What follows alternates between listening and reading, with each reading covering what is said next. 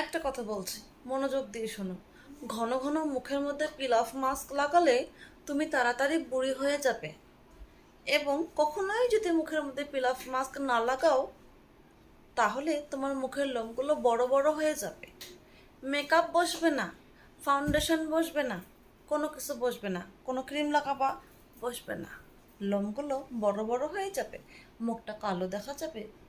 আর কম বয়সে যদি বেশি বেশি পিলাফ মাস্ক লাগাও, বুড়ি হওয়ার আগেই বুড়ি হয়ে যাবে। সাবধান। বারবার করে বলছি আমার ভিডিও দেখো, বারবার করে বলছি আমার ভিডিও দেখো।